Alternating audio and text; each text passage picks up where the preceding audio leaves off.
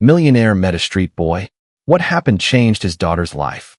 Welcome back to Cracks of Light, the place where true stories flicker through darkness and touch the heart. Today's tale is one you won't forget. In the middle of a silent city, a wealthy man named Ethan Clark wheeled his paralyzed daughter through a forgotten alley, until a voice stopped him cold. "Sir," a barefoot boy said, stepping from the shadows, "I know how to make her walk again." He wasn't a doctor. He wasn't even 10 years old. But there was something in his eyes, something stronger than science. Ethan had tried everything: world-class hospitals, experimental therapies, miracles that never came. Yet this boy, with nothing to offer but belief, would change his life forever. Before we begin, don't forget to like, share, and subscribe to Cracks of Light. Your support helps us keep sharing powerful stories like this one. Now, let's go back to the moment where it all began. Ethan Clark moved through the city like a ghost with a heartbeat, present, but untouched. Once a celebrated tech investor, now a widower clinging to a shattered sense of order. His 10-year-old daughter, Isla, sat in her wheelchair beside him, motionless except for the quiet blink of her eyes. She hadn't walked since the fire. He hadn't smiled since the funeral. 2 years ago, flames had taken their home, his wife, and the life they once knew. Isla survived, but her legs never did. Doctors were clear. Spinal trauma, irreversible. Physical therapy offered glimpses of hope, but they never lasted. Ethan paid for the best. When that didn't work, he paid for the unproven. Acupuncturists, energy movers, spiritual guides with incense and empty promises. All of them left him lighter in wallet and heavier in grief. Isla never complained. She didn't cry. She just watched the world from a lower height, wrapped in a blanket her mother once knitted, her hands tucked under her knees like they didn't belong to her anymore. Ethan didn't talk about the fire. He didn't talk much at all. Silence filled their home, thick and comfortable like an old coat. He resented how people looked at Isla, either with pity or with forced positivity. Neither helped. He'd stopped returning calls. His work ran on autopilot. His time was spent in hospital lobbies, elevator rides, cold exam rooms. Nothing changed. Nothing healed. Isla had a favorite alleyway in the city, lined with chalk art and old brick walls. She liked the quiet there. He never asked why. He only pushed her wheelchair there once or twice a week, a routine as muted as their conversations. Ethan didn't believe in miracles. Not anymore. Belief had been stripped away one specialist at a time, burned out like everything else in that fire. Isla deserved better, but better no longer meant anything to him if it didn't come with results. On that particular Thursday, the city was its usual blur: traffic, footsteps, voices bouncing between glass and concrete. But not in that alley. There, time moved slower. That's when he heard it. A voice, not loud, not begging. "Calm. Sir, I know how to help her walk again." Ethan froze.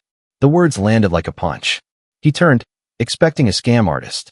Instead, he saw a boy, maybe 9, thin, barefoot, skin darkened by the sun, eyes clearer than the sky. His clothes didn't fit. His jacket was torn at the sleeves. One of his shoes was missing. But the boy didn't look afraid. He looked certain. Ethan said nothing. The boy stepped closer. "Not a joke," he said. "Not a trick." Ethan's instinct was to walk away. He didn't know this kid his time. But something, maybe the way Isla's head tilted ever so slightly toward the sound, made him stay. "You don't know anything about her," Ethan snapped. The boy replied, "I saw you last week." She looked sad, but not broken. Like her legs forgot how to listen. That line hit harder than it should have. Ethan blinked. Isla didn't react. He wanted to shout, to demand the boy leave. But he couldn't. "I've been to the best," Ethan muttered. "You're not a doctor." The boy didn't flinch. "My name's Malik. I don't take money. I just help the ones who are ready." Ethan hated how calm the boy was.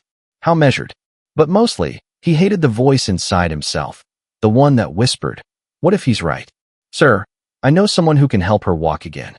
The voice came low and steady, not begging, not performing. Ethan didn't stop right away. He heard plenty of voices in alleys, asking for coins, food, rides, attention. But something about this one was different. The tone didn't ask. It informed. Ethan slowed. Isla turned her head the slightest bit, her eyes scanning toward the sound. A thin boy stepped forward from under a crumbling archway, partially shadowed by the building above. His hoodie was 2 sizes too big. One sleeve was torn. His jeans were cuffed at the ankle, not for fashion, but because they were clearly made for someone taller. He wore no shoes, but his feet were grounded like he belonged exactly where he stood. "What did you say?" Ethan asked, not because he didn't hear, but because he wanted the boy to say it again. "I know someone who can help her walk again." Isla blinked. Her grip tightened slightly on the blanket covering her lap. Ethan stared at the boy. "Are you trying to scam me?" The boy shrugged. "You can think that if you want. I'm just telling you the truth." Ethan glanced at Isla, then back to the boy. "What's your name?" "Malik." "Where are your parents?" "Gone." "So what exactly do you want from me?" "Nothing. Except maybe your trust." The audacity of the line almost made Ethan laugh. Trust. From a boy who couldn't be more than 10, standing alone in a back alley, acting like he knew better than the surgeons and specialists who charged 5 figures a visit. "And what makes you think you know something they don't?" "Because I've seen it happen." "What's it?" "The walking again." Ethan took a breath. He didn't like being baited. "I've heard it all before," he said, voice sharp. "Therapies, energy work, healing stones, pressure points. I've spent a fortune chasing empty hope." "You've chased people who wanted your money," Malik said calmly. "This isn't that. She doesn't want money. She only helps if someone believes." Ethan shook his head. "So let me get this straight. There's someone out there who can fix spinal trauma with belief." "She doesn't fix," Malik replied. "She reminds." "That's different." Isla's gaze was fixed on Malik now, curious but cautious. Ethan saw it. That tiny flicker of something. Maybe interest. Maybe desperation. "Who is she?" Ethan asked. "She's called Mira. She lives outside the city. In the woods. I can take you there." "You want me to follow a stranger out of town into the woods with my daughter?" Malik didn't blink. "If you want her to walk again, maybe you have to go where doctors won't." The boldness of it irritated Ethan. But more than that, the certainty unnerved him. Malik wasn't selling anything.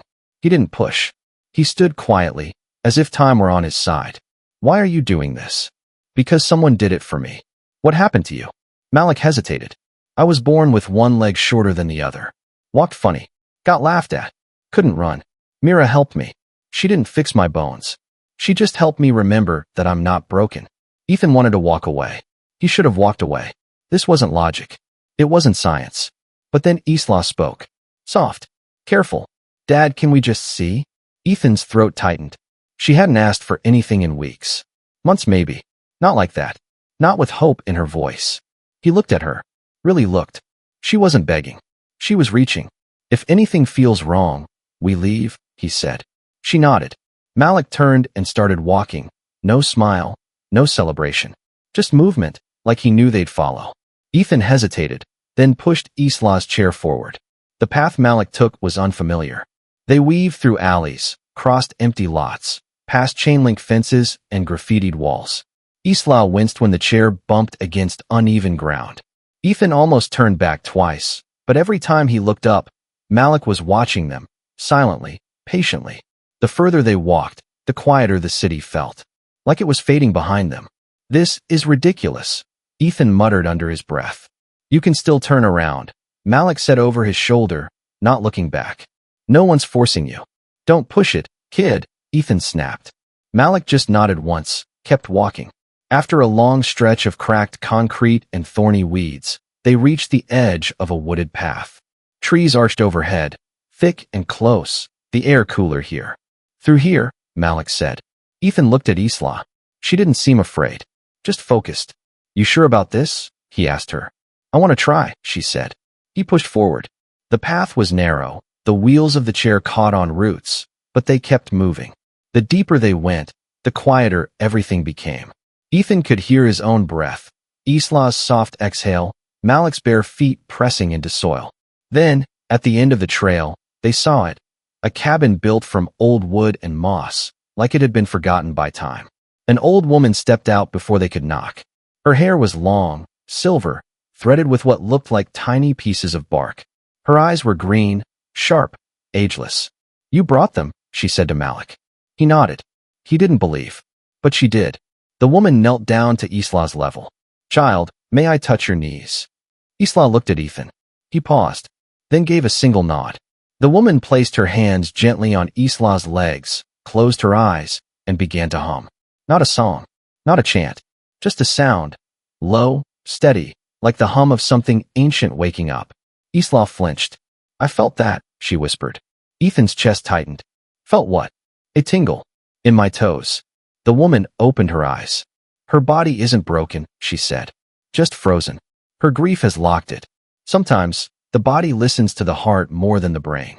Ethan frowned. That's not science. No, the woman said. But science doesn't hold her when she cries herself to sleep.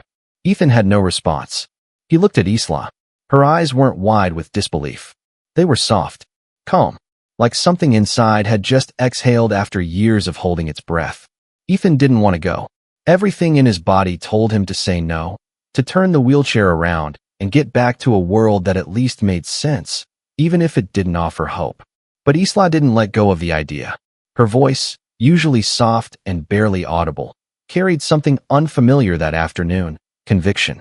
Just try, she said. Please. He didn't believe in fairy tales, but he believed in her. So he followed the boy. Malik didn't talk much during the walk. He moved quickly but never too far ahead, like he knew they needed space to hesitate. The path wasn't on any city map. It slipped behind abandoned storage units, behind fences lined with rust and silence. Eventually, concrete turned to cracked stone, then dirt. Trees thickened. Sounds changed. And before Ethan could convince himself to turn back, the forest swallowed them. Malik moved like he'd done this 100 times. Isla remained quiet, her hands folded in her lap, eyes alert but not scared. When her chair hit a root or rock, she flinched, but didn't ask to stop. Ethan pushed harder than he should have. Part of him resented Malik for leading them here. Part of him hated himself more for following. Still, step by step, they pressed deeper into the woods. The sun filtered weakly through the branches, but the light felt different. Cooler. Almost intentional. After what felt like an hour, Malik stopped. In front of them, surrounded by nothing but trees and fog, stood a structure. Small. Weathered. A cabin that didn't look lived in, yet didn't look abandoned either.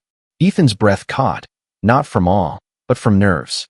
Malik turned and said, She's expecting you. How? Ethan asked. She always knows. Malik walked up to the wooden steps and knocked once. The door creaked open before his hand could fall a second time. A woman stepped out. She wasn't what Ethan expected. Not wild-eyed. Not mystical. Just still. Her presence wasn't loud, but it filled the air. Her silver hair was long, tied back with thin cords that looked like they came from the trees themselves.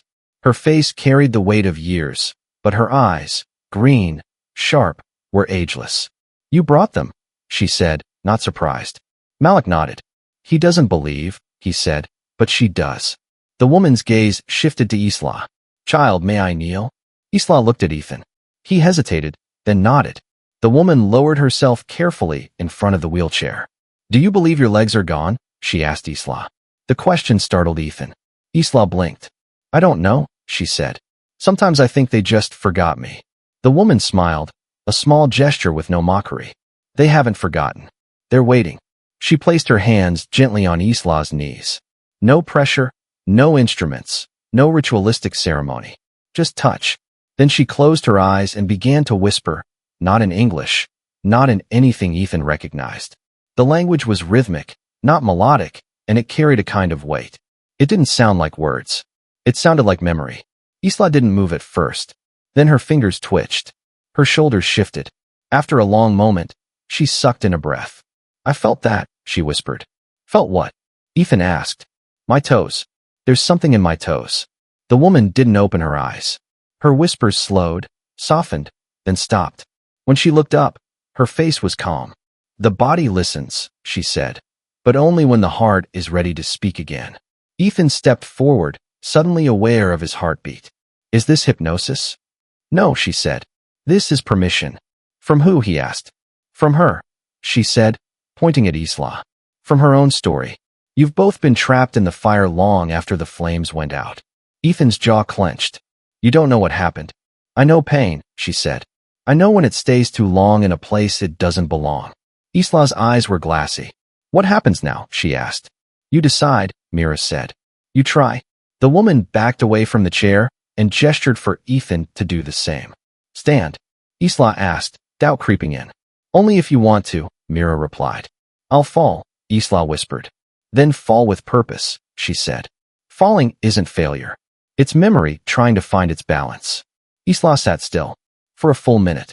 Then slowly, with effort, she placed her hands on the armrests and leaned forward. Her legs trembled, muscles protesting after years of silence. She shifted again. One foot pressed into the wooden floor. Then the other. She pushed. Ethan instinctively moved toward her, but Mira raised a hand. Isla rose. Not tall, not steady, but upright. Her knees buckled, and she gripped the chair behind her. But she didn't sit back down. Ethan stared, unable to speak. Isla looked at him, eyes wide with something he hadn't seen in years, hope. Dad, she said, her voice cracking. I'm standing. He stepped toward her, dropped to his knees. I see you, he whispered. She nodded, tears slipping down her face. Her legs gave out. He caught her before she hit the floor. She sobbed into his chest, not from pain, but from release. I felt them, she said. They remember me. Malik stood off to the side, quiet, not smiling, just watching. Ethan turned toward him. How did you know? Malik shrugged. I didn't. I remembered. What? Ethan asked. She helped me too, Malik said. When everyone else said I'd never walk straight. She didn't change my body. She helped me stop hating it. Ethan looked down at Isla. Her hands trembled. Her legs twitched. But something had changed. Something permanent. Mira walked past them, placed a hand on Ethan's shoulder. You can leave now, she said. She knows the way back. Ethan didn't understand. But he didn't argue. He held his daughter, not as someone broken, but as someone returning. Not fixed. Not cured. Just found. And that was enough. Isla sat quietly after Myra's hands left her knees, her breathing shallow, her fingers gripping the wooden arms of the chair with more force than usual. No one spoke. Ethan hovered close, ready to catch whatever might fall. Her, his hope, or both. Malik stood back, still, eyes fixed on Isla like he already knew what would happen. Then Isla blinked and said, My toes, they're tingling. Ethan flinched. What did you say? I can feel something, she whispered, staring down at her lap, then her legs. It's like a spark, like something lit up inside them. Mira nodded, her voice even. It's not the body that's broken. It's the part of her heart that stopped calling her legs. Ethan didn't know how to respond. He wanted to dismiss it, call it a fluke, a trick of the nerves. But Isla was staring at her feet like she was seeing them for the first time. What do I do? She asked, not to Mira, but to herself. Myra's answer was simple. You try. Isla didn't wait. She leaned forward slightly. Her arms trembled. Her legs, motionless for 3 years, twitched. Ethan stepped in. Maybe we shouldn't. Let her, Mira said, softly but firm. This is hers. Isla planted her feet carefully on the floor. One heel touched the wooden plank beneath her, then the other. She took a breath. Long, slow, scared. Her knees wobbled as she pushed herself upward. For a second, nothing happened. Then, slowly, her body began to rise. Ethan reached forward instinctively, his hands inches from her shoulders, but he didn't touch. He couldn't. She had to do this. Isla stood. It wasn't graceful. It wasn't steady. But it was real. Her legs shook under her weight. Her posture was uneven. But she was on her feet, holding herself up for the first time since the accident. She looked down in disbelief. I'm standing, she said, barely above a whisper. Dad, I'm standing. Ethan dropped to his knees, hands covering his mouth. He couldn't speak, couldn't breathe. Tears spilled down his face without warning. The last time he cried was the night they pulled his wife's body from the ashes. He hadn't let himself break since then. Not when they told him Isla would never walk. Not when the therapist stopped scheduling sessions. Not when Isla gave away her ballet shoes. But now, watching her stand on legs everyone said were done forever, he felt everything. Grief, relief, guilt, wonder. She turned toward him, unstable but upright. Do you see me? She asked. He nodded, tears streaking his cheeks. I see you, baby. I see you. Her knees gave out. Ethan moved instantly, catching her before she hit the ground. She didn't cry from pain. She cried because she had stood. He held her tightly, whispering things he hadn't said in years. How proud he was, how strong she was, how sorry he was for giving up. Mira stood silently nearby, her hands folded, no trace of pride or surprise on her face. Just quiet knowing. Malik still didn't speak. He crouched, watching Isla like someone witnessing a memory replay in real time. Ethan looked at him. You knew this would happen. Malik shook his head. No. I just remembered when it happened to me. You? Ethan asked. My foot was bent when I was born, Malik said. Kids laughed. Teachers didn't know what to do with me. I learned to walk sideways so no one would notice. But they noticed anyway. I hated it. Hated me. He paused, his voice level. One day, my grandma said I wasn't broken. She placed her hands on me. Told me my foot didn't need fixing. It needed to be heard. And after that, I walked straight. Still do. Isla leaned her head on Ethan's chest, her hands limp but warm. She reminded me, she whispered. My legs didn't forget me. Ethan kissed the top of her head. No, sweetie. They didn't. Mira stepped closer. Her body has always known the way. It just needed permission. What happens now? Ethan asked, unsure if he wanted the answer. She'll fall again, Mira said. Maybe tomorrow. Maybe next week. But every time, she'll rise faster. Not because of magic. Because she remembers she can. Isla lifted her head. I want to walk. Even if it's slow. Mira smiled gently. Then walk slow. There is no prize for fast. Ethan turned to Malik. You brought us here. You changed our lives. Malik shook his head. I didn't do anything. She did. You just finally listened. Ethan stared at the boy. So small, so poor, and yet somehow richer in clarity than anyone he'd paid. Why help us? Because someone helped me, Malik said. And because she looked like she needed someone who believed. Mira walked toward the window, looking out into the trees. The body is honest, she said. It doesn't lie. But the heart? The heart can go silent for years. When it speaks again, the body listens. Isla tried standing once more. Her legs shook. Ethan flinched, but let her try. She rose again, quicker this time. She smiled, wide and free. Ethan knew the journey ahead would be long. There would be doctors, tests, maybe even doubt again. But something had changed. Permanently. Not just in Isla's legs. In her voice. In her posture. In his own belief. He looked back at Mira. She was already walking away, leaving them to find their own way back. And for the first time in years, Ethan didn't feel lost. Ethan sat with Isla beside him on a weathered bench just outside the cabin.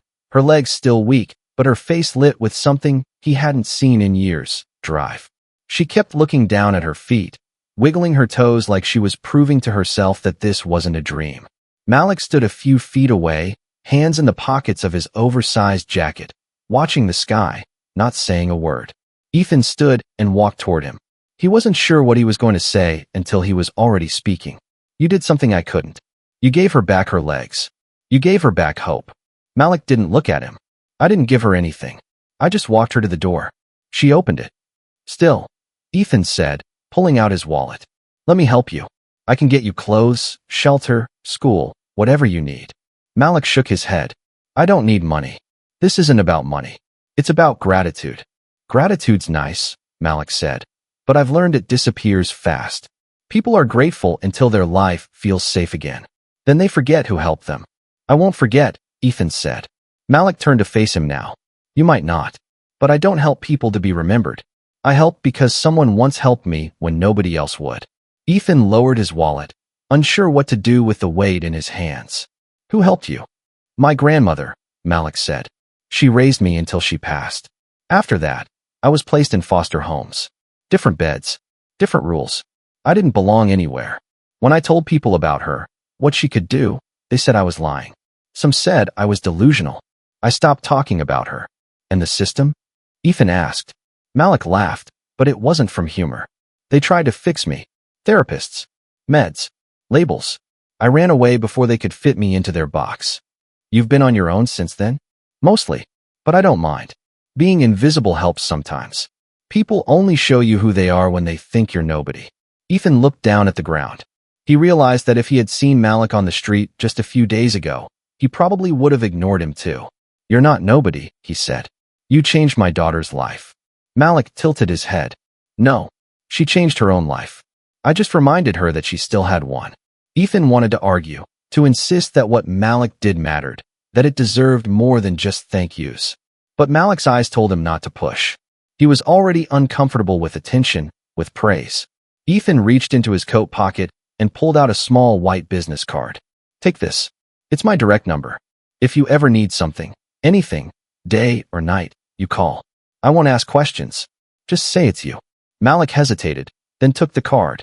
He looked at it carefully, like it was the first time someone had handed him something that wasn't meant to be thrown away. He folded it once, neatly, and tucked it into the lining of his coat. Thank you, he said. I mean that. Isla called out from the bench. Will I see you again? Malik smiled. If you ever forget how to believe, I'll probably be nearby. Isla beamed. It was the kind of smile Ethan hadn't seen since before the fire. The kind that lit up everything around it. She reached out, and Malik walked over. She hugged him. Quick, tight, honest.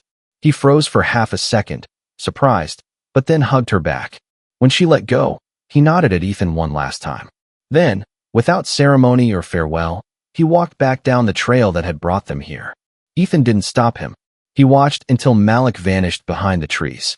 The next week, Isla walked across her school's auditorium stage, slow and cautious but unaided.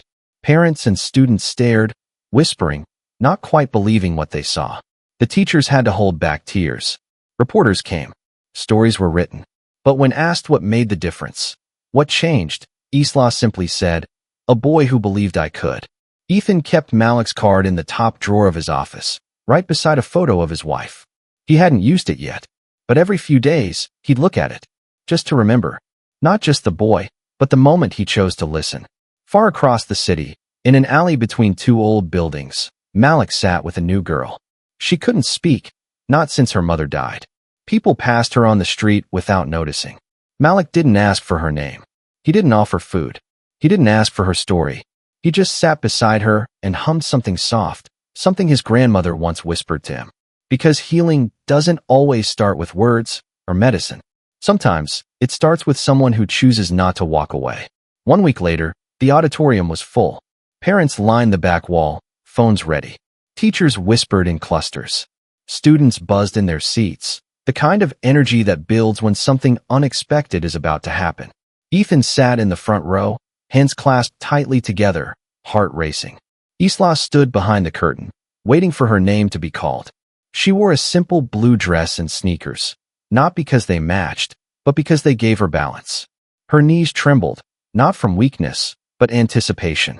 When the principal called her name, a hush fell over the room. Isla took her first step onto the stage. No wheelchair, no braces, no one holding her hand. Her steps were slow, careful. Each one seemed to echo louder than the last. The audience held its breath. Ethan held back tears. 3 steps in, Isla paused. She looked out at the crowd, then smiled. The clapping started softly. Then it grew. Parents stood. Teachers wiped their eyes. The applause wasn't loud, it was stunned. Honest. When she reached the podium, a reporter in the front raised a mic. What changed? They asked. What made the difference? Isla looked directly into the camera. A boy who believed I wasn't broken, she said. No dramatic pause. No extra explanation. Just the truth. The reporter blinked, unsure what to say next. Isla turned and walked back across the stage. Her stride stronger than when she came in. In another part of the city, Malik sat cross-legged on the ground beside a little girl who hadn't spoken in months. Her voice had vanished after her father left. Doctors called it selective mutism. Trauma response. Whatever the term, no one could get her to talk. Malik didn't try. He just sat. Quiet. Present. He hummed a low melody, one his grandmother used to sing when the lights flickered and the world felt too big. The girl didn't move. But she didn't move away either. She listened. Malik didn't need words. Sometimes the loudest healing starts in silence. A shopkeeper walked by, paused, and asked if the girl was his sister. Malik shook his head. Just someone who needed not to be alone, he said. The man didn't understand. Most people didn't. But Malik wasn't there for people. He was there for the ones who had been forgotten. That night, Ethan tucked Isla into bed. She hadn't asked for help getting in. She hadn't needed it. He sat on the edge of the mattress, brushing her hair back gently. Do you think we'll ever see him again? She asked. Maybe, Ethan said. But I don't think he waits around. Isla nodded slowly. I hope he finds more people. Ethan smiled. I think he already has. The business card Malik had taken was still in Ethan's drawer. Untouched. But he hoped someday the boy would use it. Or maybe not. Maybe Malik didn't need rescuing. Maybe he was the one doing the rescuing, one heart at a time. Stories spread fast after that. People whispered about the girl who walked again, about the boy who refused money, about the woman in the woods who never advertised, never promoted, just helped. Some tried to find her. Most never could. And maybe that was the point. You don't find healing by chasing it. You find it when you're finally quiet enough to listen. And sometimes, it sounds like the hum of a forgotten song. If this story moved you, even just a little, don't forget to hit that like button, share it with someone who needs hope today, and subscribe to Cracks of Light for more true stories that prove the world still has miracles. We'll be here, waiting in the quiet, reminding you that not all heroes wear capes. Some just show up, sit down beside you, and stay.